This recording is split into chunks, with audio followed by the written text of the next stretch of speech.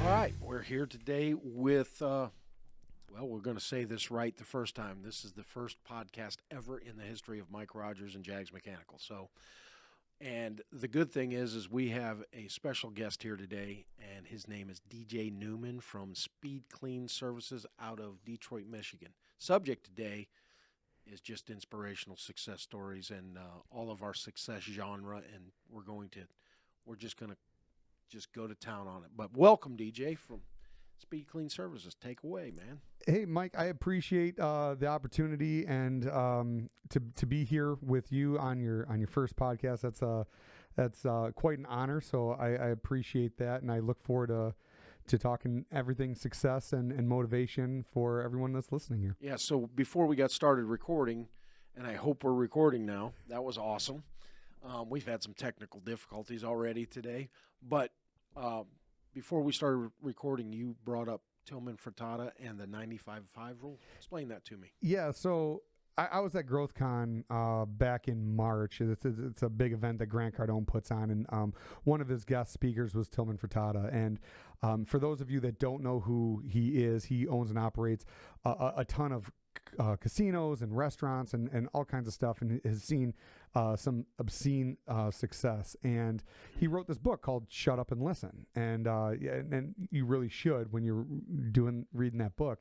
And he talks about the 95-5 rule. And, a lot of people talk about the 80-20 rule. A lot of people have heard that. But the 95-5 rule is when he actually discusses that 95% is what most people can do. Most businesses can do 95% of what they're doing exceptionally well. Nobody needs to really tell them how to physically do the technical trade of their job. However, it's the 5%, the attention to details, that really expand upon the business, to separate the millionaires from the billionaires in business. It's the little things like you're going into a hair salon and somebody's going to treat you one way, and then you come back the second time, it's not the same.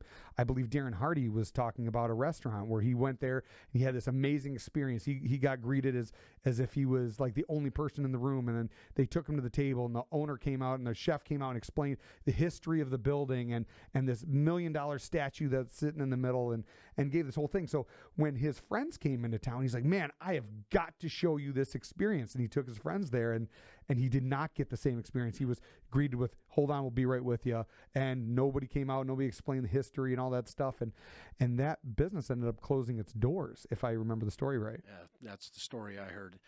And what I'm seeing is the leader probably failed in holding his people accountable. Yes. You either have a little bit of success and get lazy, or you never were all that interested in doing it in the first place. But you have to take on some responsibility of the load of holding your organization accountable to the standard. That's hard work. Yeah. I got to say that your people skills and the way you handle your people, I don't care if you're in a service business or you're in a production business or anything like those lines, your people are the number one key to success. And that is where I've seen the most of my success at Speed Clean. And I know that you invest a lot in your team here as well. Well, the segue to the holding people accountable is Jags Mechanical is a refrigeration, HVAC, commercial and industrial service company. We do some installations, but what we're finding success in is it doesn't matter how many, I can have all the customers I want. What I do need are great people. And so from going to the Darren Hardy Business Masterclass where you and I met, coming out of that, what happened was the fourth day was all hiring. And what we found was hiring the people, the right people. So what was funny is the day after that I came in on Monday, and I just chalked off a couple people that just weren't going to cut it ever. And previous to that, I would have never done anything about it. But what happens is when you get that information in your head, you just cut that off. So Speed Clean went through the same issue 2020. Yeah, we've been through a lot of churn. So the history behind Speed Clean is my parents started that in 1980, and it started off as a bet, right? It was a joke. At a bar napkin, he bought a portable extractor and started doing some carpet cleaning. He was actually, my dad was really successful doing. There's a company called Prudential Building Maintenance, and they operated all the maintenance for the Renaissance Center, which in Detroit is the largest building in Detroit. It's a couple million square foot building. And he was in charge of all of that. And then one day, the stress of the job and all that stuff got to him. He decided, I'm going to break off and do my own thing. But it all started with a little wager. And we've seen all kinds of things. At one point, it grew to a janitorial company that had over 300 employees, and then we went to the specialty end of things, going into like cleaning and restoration. And each succession of generation through employee turnover and stuff like that, there was a different catalyst that kind of happened. And in 2012, I met this guy, Howard Partridge. Yeah, so sorry, Howard Partridge is. Who I met. He introduced me to Tom Ziegler, who is the son of Zig Ziglar, and they started teaching me about all the different systems and procedures that need to be done in business, and I started doubling down on that. And fast forward through all kinds of personal development through Darren Hardy and all this stuff, I got a chance to meet this woman, Natalie Dawson, and she's got this book called Teamwork, which I know you've read. Nice. And I got some personal mentoring from her and her husband, Brandon, and I've implemented a lot of this book. And the things that have been huge is aligning our people's personal, professional, and financial goals to the company's goals. So when the company wins, they win. Yeah. And that was like the biggest game changer of them all. So you're saying 2012. When did you run into Darren Hardy, or how did you get introduced to his content? So Darren Hardy, I was following him on YouTube for a little bit, and then I started subscribing to his Darren Dailies. This was around end of 2017, I want to say, is when I got introduced to Darren Hardy, and I kind of watched in the background for a while, probably like 6 months or so, and then all of a sudden he started promoting this thing called Insane Productivity. And I'm like, at that time, I didn't invest like I did in my personal development like I do now. And it was $2,000. And I remember going to my dad and I'm like, hey, there's this guy, this Darren Hardy. I think this would be a benefit to, me in a managerial role and other odds and ends. And it was, you don't need that stuff. Like that's ridiculous, blah, blah, blah, blah. So I hemmed and I hawed, and I remember sitting in my garage and I put the $2,000 of my own money down and instantly like started having a panic attack over it, because it's like, man, $2,000 was a lot of money at that time. And then all of a sudden I did it. I went through Insane Productivity, which led me into Ludicrous Leadership, which then led me into Jumpstart, and then it led me into the Hero's Journey and the Business Masterclass and all kinds of other things. And I've consumed everything that Darren Hardy physically has to offer. And I was enthralled with it. And currently we're a part of the Hardy Club, which started yesterday. Yeah, just started yesterday. And they're talking, in the grand opening, they were talking about the power of associations.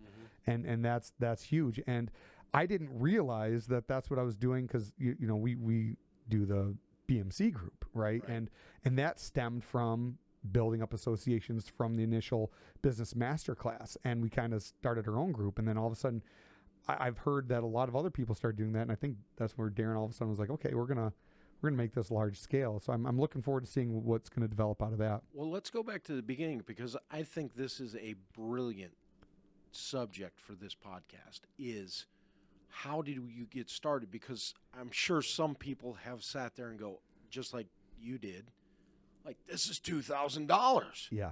Or this is, right now, I just spent $80,000 with Darren. Yeah. You spent, I don't know if I want to say this out loud on a camera. So year to date with just Grant Cardone. Not year to date, last year. Last year. So last year I spent $295,000 with Grant Cardone, not including Darren Hardy. $295,000 in personal development. Correct. Okay, for you and your people. Yes. Okay. I've got a business coach. So we take every dollar that we spend Yeah. and we say, okay, how much does it have to produce? And Darren Hardy in his business masterclass. So Yeah. it's $69.95, I believe the price was. And the second person was $49.95. Something like that. Yeah. So I paid in 2021, first time, paid the $10,000 basically, or $11,000, Yeah. and had a heart attack. Yeah. And he said, Darren Hardy's pretty good at this. Darren Hardy said, if you don't get if you don't get 3 times the value out of this first day, I'll give you your money back, no questions asked. Correct. Well, I think it starts at 10 o'clock in the morning. Yeah. And by about 11:30, I screamed over to my coach because he was sitting over there. We were in I screamed. I said, I've already gotten at least $100,000 Yeah. out of this by an hour and a half later when it started. But there are people out there that go through things like the business masterclass or any type of coaching, and they're like, man, I didn't get anything out of it. And Darren said it best when he was talking about the club. If you do not get the value out of this, it is your fault. He said it. And I love that because it is so true.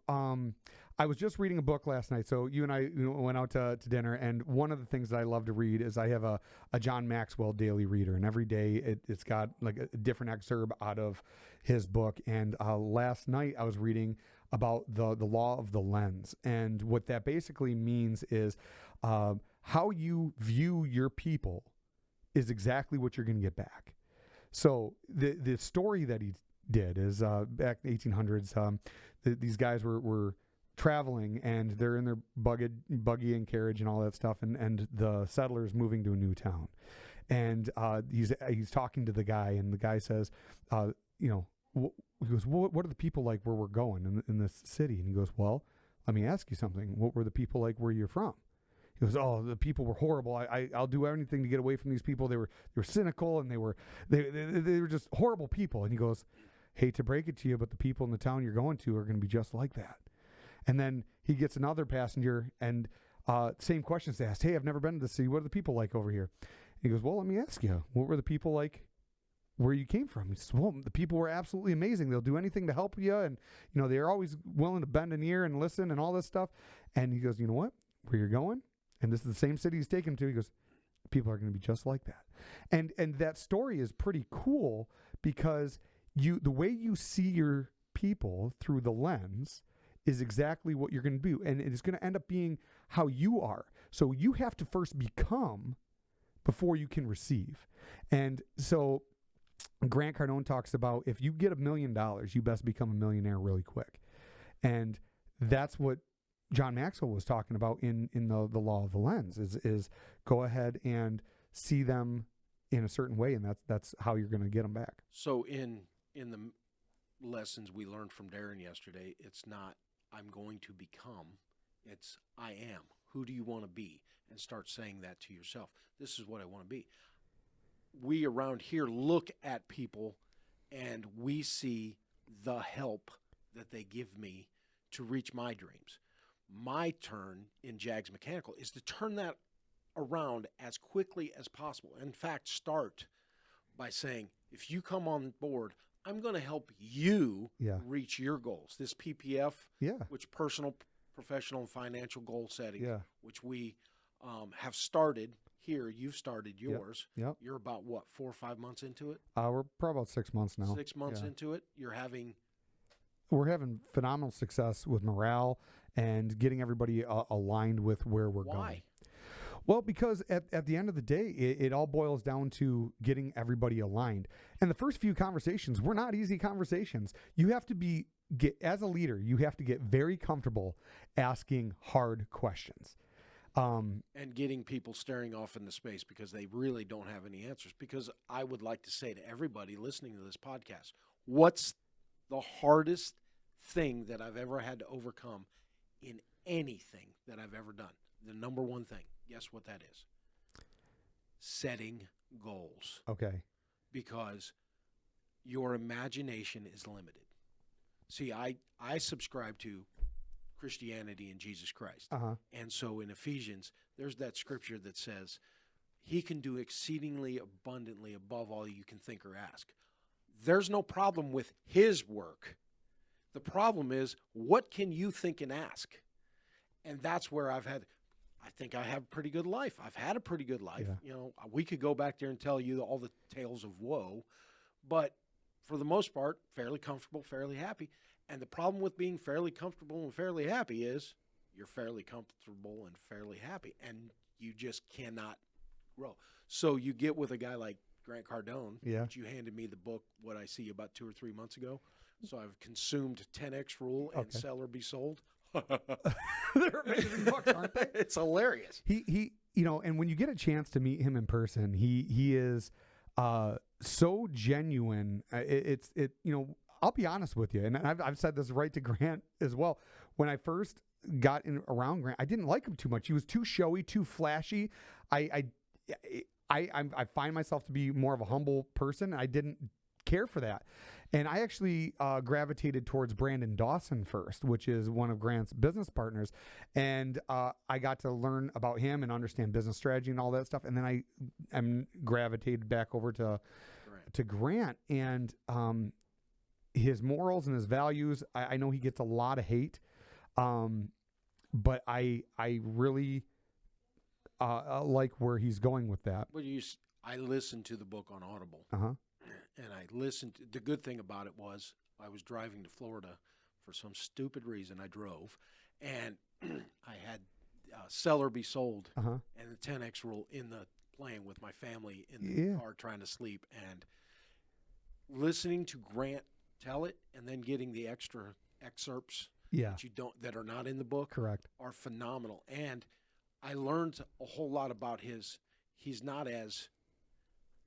You're right. As soon as you meet the guy or as soon as you see content from him, it's like, I don't know about this fella because I'm not that type of guy. So he had to break it down for us. I was at a mastermind with him a couple weeks ago, and he had to break it down where he said, basically money follows attention. And I do those loud and obnoxious things and the cash guns and the, hey, I got a jet, I'm sorry, I got a jet, all that stuff that he does.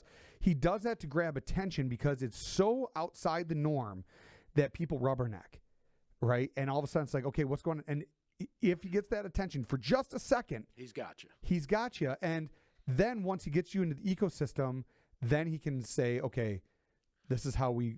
Well, just to make sure that we're saying the right things here, because I don't want it to sound like we're downing up. The deal is Grant Cardone, Darren Hardy, Zig Ziglar, Jim Rohn. Yeah. Go back as Nightingale, Earl Nightingale. Who else? Brian Tracy. Oh, yeah. Go on down the line.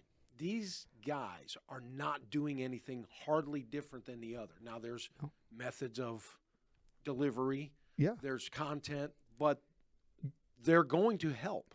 You will find that. So one of my favorite things to do is to find the origin. So when I first started studying Darren Hardy, I learned that he went to Jim Rohn. And then Jim Rohn went to Shoaff. And Shoaff went to Dr. J.D. I can't remember the last name, but I went back all the way through and I listened to what I could. And the further back you go, the less content you can find. But it's very interesting is you see correlations amongst them all. They're all saying the same things. And guess what? I could pull the Bible out, open it up, and show you what they're saying so that you Christians out there understand. I'm a fundamentalist Christian. Yeah. It's ridiculous, but I read that Bible, and you see this stuff in there, and you don't give it the proper context. But when these guys, like Jim Rohn. Yeah, I love Jim Rohn. Jim Rohn gave me the story on making money. And the story is, in the Bible, there's a certain man called his servants together, and he says, here's 5 talents. Well, talents is a bad word in the United States English language because we think it's a skill. But in the King James Version, a talent is somewhere between $4 and $5 million, let's say, or maybe it's 1.3, whatever it is. So if he gave you 5 talents, he was giving you close to $9 million. Yeah. All right. And this is Jim Rohn just brought this out. And then he gave the other guy 2 talents, and then he gave another guy 1 talent. Well, the 5-talent guy turned it into 10 talents, 2-talent guy turned it into 4 talents, and the 1-talent guy put it in the ground over there and said, hey, I got your 1 talent here. And he was mad at the guy. And so, boy, we could go into a Bible study on all of the things that you can gather out of that. But what Jim Rohn gathered out of it, if you don't think the Lord wants you to turn your money into something else, and I ask people, if I turn $5 million or $9 million into $18 million, how many people did I help? Yeah. And the only thing I'm around here for is, here's what I did. This is why I started this business. I say why I started this business. I started this business to survive, first. Second reason I'm here is because I'm sitting in a truck on a July day, and it's 95 degrees outside. And I know I've got 3 more service calls, and it's 2:30 in the afternoon, and I'm already exhausted, and I'm tired, and I'm sweaty. And I'm sitting there going, is this my life? Is this what I'm going to do until I'm 65, and then I'm probably going to have 5 years left and fall over dead? And I was like, this is disappointing. This is what I've turned into. And I thought to myself, well, starting the company and then growing the company obviously gave me life and purpose. The purpose is I want to take guys that are in that truck, and instead of them having the same thought I had, come to work for me. Here's what happens. You come to work here, I'm going to try to set you up in the same situation I am. I am going to make it so that that's never a part of your ecosystem or your thought process. If you come in here and you know nothing, we're going to give you the information. We're going to train you as a technician. We're going to give you everything, truck, all of that stuff. And I'm going to career path you. Thank you, Natalie Dawson. Career path you, or employee maturity model, you through this entire thing so you can sit in the president's seat. You can be the CEO of this company, and there's a path, and there's a set of skills that you have to learn along every step. And you, thank you, Natalie Dawson, again, turn it from me roles to we roles, where you're in charge of an entire team, like I am. Yeah. These are the things that happen because the inspiration, the people we're talking about, are key to what has happened in both of our companies. So I think that is a great segue into the associations, right? So when you go and work for a company, I had somebody once tell me, when you go work somewhere, don't ask, what am I getting paid here? Ask, who am I becoming here? That's it. And if you can actually translate that and convey that appropriately to your staff and let them understand what they're around and the opportunities that you can bring to them. Because as a leader, your number one role and the number one responsibility that you have is to bring opportunities to the people that you serve. But the companies I've worked for previous to me starting this business in the HVAC refrigeration realm, that's the only place I know, have rarely done that, especially to technicians.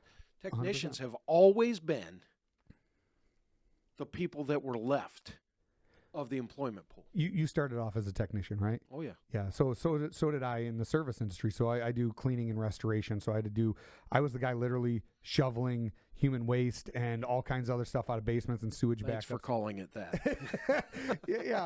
You said you wanted to do a family show, right? I said I was a fundamentalist Christian. I don't want to have to hit this button. There you go. Well, so I'm doing all that stuff, and along the way, I was reading books and listening to talk radio. This is before podcasts and all kinds of stuff like that to try to help get my mind, because nobody wanted to be around like the technician. Oh, you're just a cleaning and restoration tech, or you're a flood sucker or something. That was the mentality. So to get in a room with people like Grant Cardone or Darren Hardy or Brandon Dawson, it was impossible. There was no way to do it, and at least that was my mentality. That was your mentality at that time. Absolutely. And the only way I could do that was through books and through audio recordings like and magazines. Jim Rose and magazines and stuff like that, because that was my mentorship, and I got made fun of for it. I did. Like, nobody understood. What are you reading all that stuff? You're just going to be this. You're just going to be this. And one of the things that I tell my guys all the time, nobody is just a technician. Nobody is just a mom. Nobody's just a father. Nobody's just this. You are, God didn't make any junk, as Zig Ziglar said, right? There's no junk. There is no junk. You are here. You are born to win. And it is your duty to succeed so you can help and find your purpose. Talk about the belief lids. The belief lids that are in. It's not in Natalie. No, Dawson. Brandon Dawson talks about this at the time. Belief lids are a phenomenal tool to teach us, again, what I'm saying about goal setting. Goal setting is difficult because you have to expand your imagination.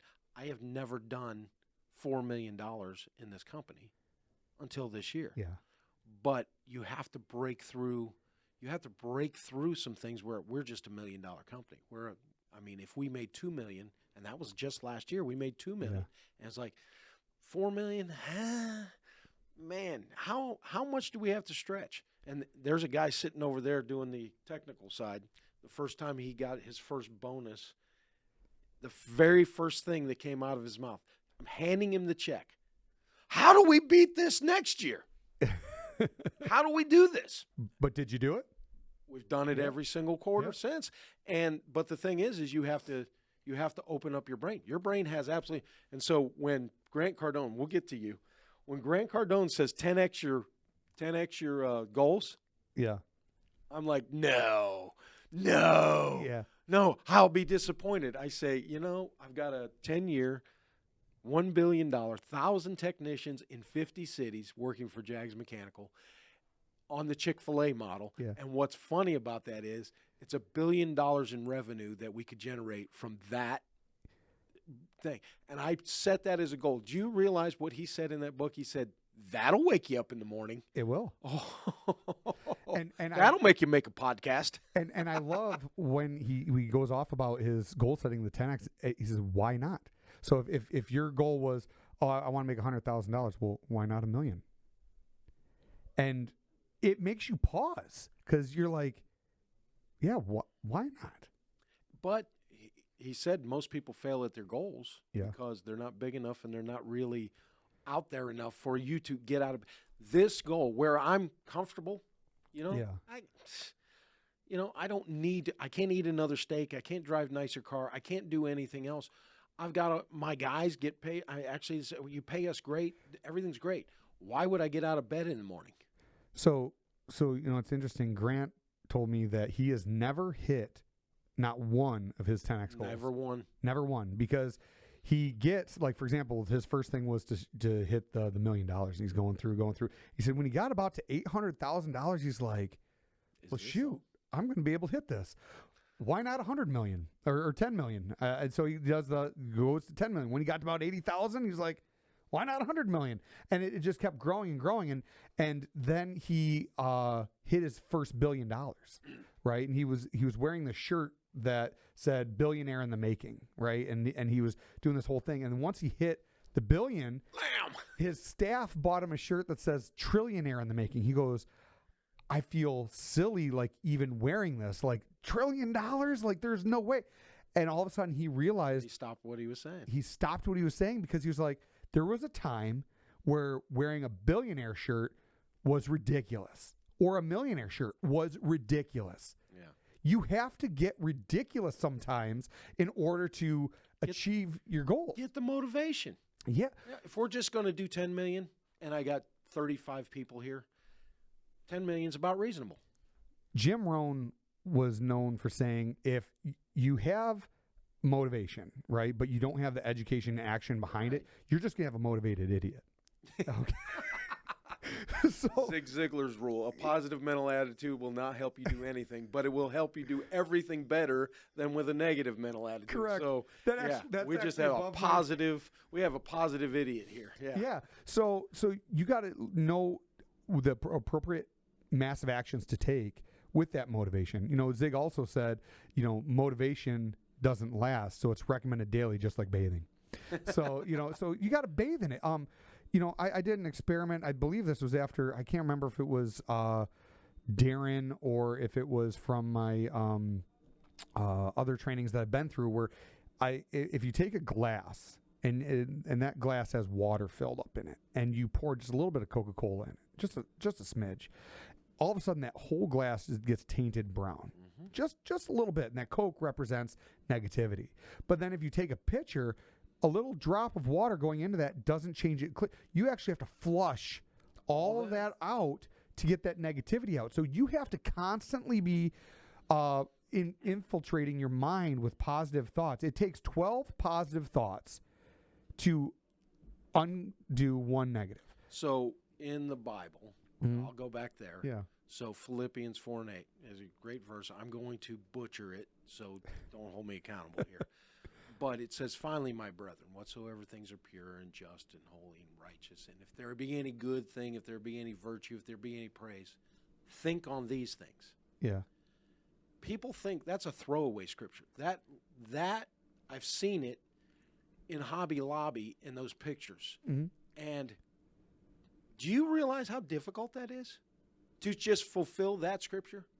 That one, if you're going to think on all positive thoughts all the time, you realize how much alignment you have to have in your life from the time you wake up until the time you go to bed. You think you're ever going to listen to Fox News or CNN and be able to fulfill that scripture? Listen, I'm talking about listening, not watching. Listening. You can't listen to the negativity around you. Don't read a newspaper. Don't watch a TV show. Don't read. I mean, I'm telling you how hard it is to just do that. And what you're saying is if you let the crap in, how hard it is to get it out. It is extremely hard to get it out.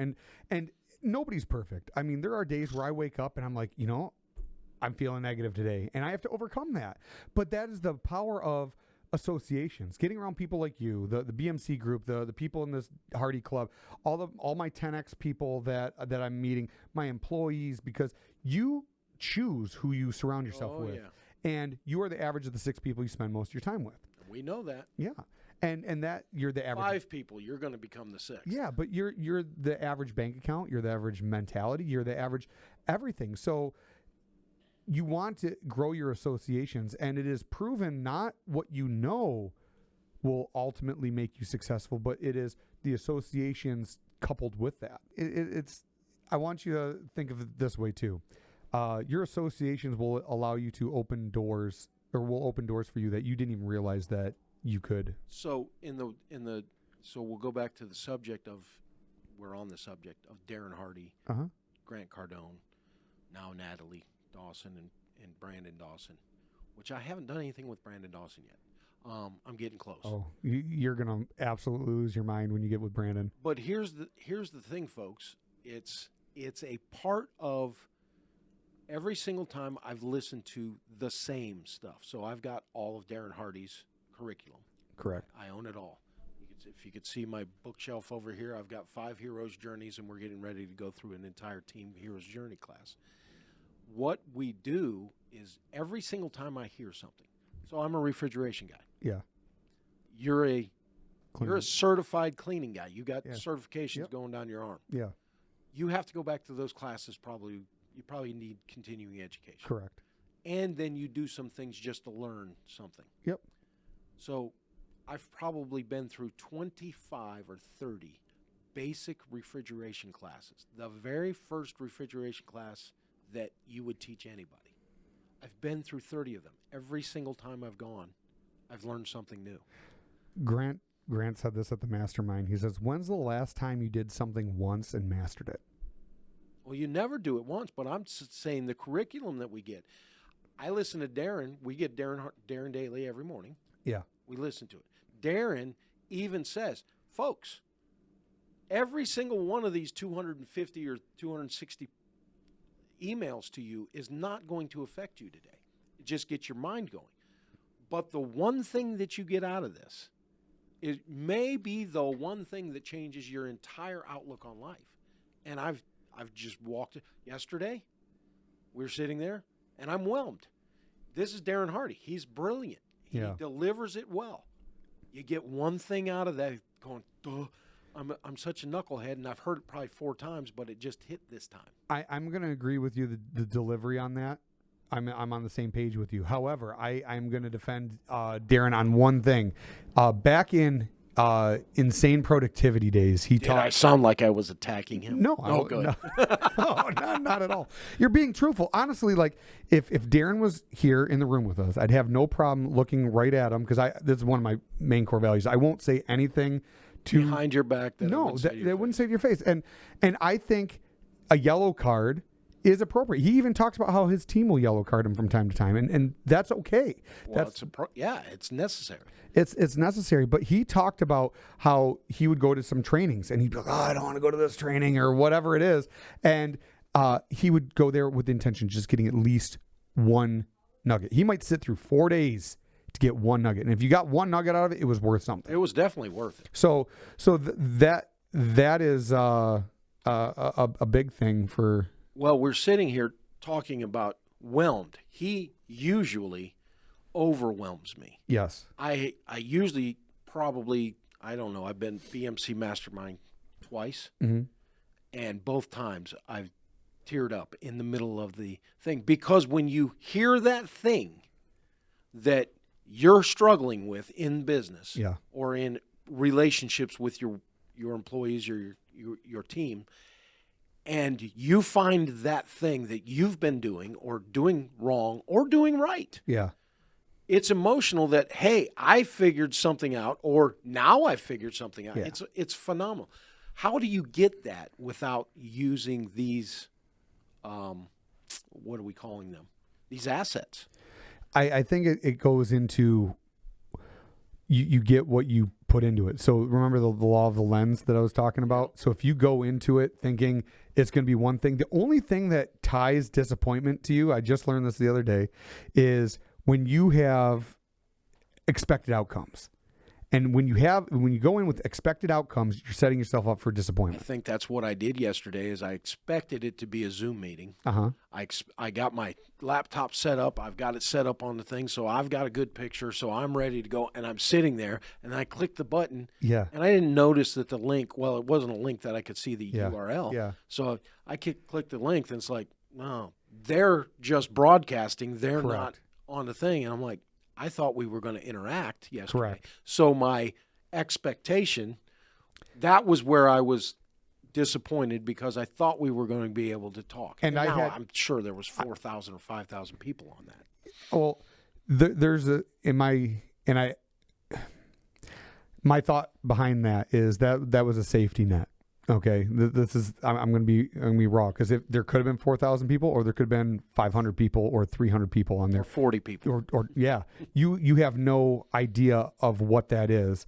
So that's the thing. On a Zoom meeting, you can actually see how many people are on the call and then interaction. But the thing is, and I'm not blaming the guy. I'm just saying that you just said I set myself up for failure, disappointment, because my expectations were something and they were that.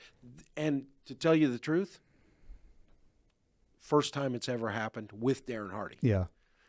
This is the thing with Darren Hardy. I absolutely love the guy. He does one thing better than anybody else that I've seen. And what he does, he doesn't hide the fact that most of his content is regurgitated. Oh God. And he doesn't even hide it. Hey, everybody, folks, listen. Everything we're saying, we're regurgitating. Yeah. 100%. He puts his own spin on it. Thanks.